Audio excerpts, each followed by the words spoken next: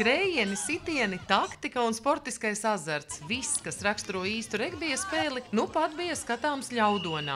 Vietā, kur jau otro gadu uz pilnu jaudu tiek popularizēts šis sporta veids, un otro gadu arī uzņemti regbija fani no visas Latvijas. Mēs esam ļoti pagodināti par to, ka mēs otro gadu pēc kārtas jau varam uzņemt Latvijas čempionātu regbijā bērniem un jauniešiem. Komanda kļūst kuplāka, arī apmeklētāju skaits noteikti ir kuplāks. Orientējoši 19 komandas, plus mīnus 200 bērni, U10, U12, U14 vecumgrupās, meitenes un zēni kopā.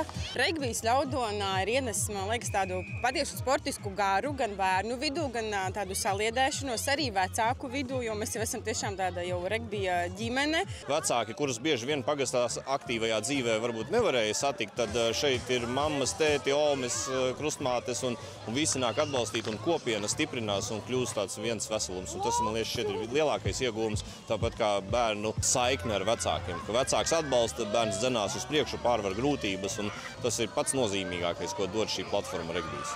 Protams, ka ir ļoti emocionāli, un tad tu laika gaitā iemācies tomēr saprast, ka var redzēt, kā jau arī teica pats mans dēls, kurš spēlē regbiju, ka cilvēki jau viens otram tomēr sāk pielāgoties komandas. Nav tā, ka tie svešinieki spēlē viens pret otru, tomēr viņi mēģina tos spēkus salāgot, bet bez traumām, diemžēl, nevar tikt. Man ir abi satraumēti ceļi tieši regbijā.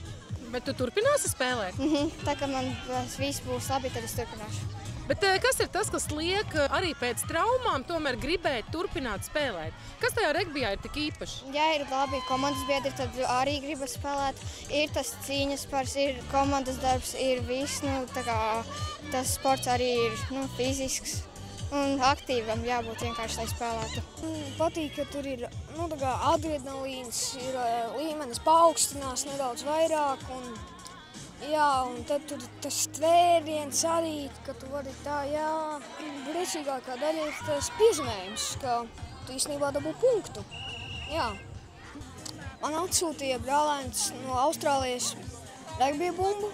Un tāpēc arī es tagad eju regbijā.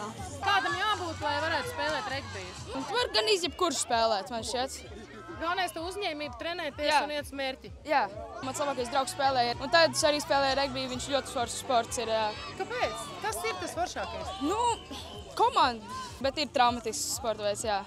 Jābūt uzmanīgam. Bērniem tas ir noteikti, tā ir disciplīna, pati par sevi šī sportiskā aktivitāte, tāds komandas saliedēšanās gars. Tās uzvaras nāk caur darbu treniņos, sacensībās, un tad arī, tā, ka mēs nonākam vēl līdz tām pirmajām vietām, pirmā trīnieka, kā tas bija šodien, ka gan bērniem, gan mammām, tētiem ir tās saviļņojuma asaras, man liekas, un tas jau arī ir tas, kas iedod to pacelājošo sajūtu un to, ka var.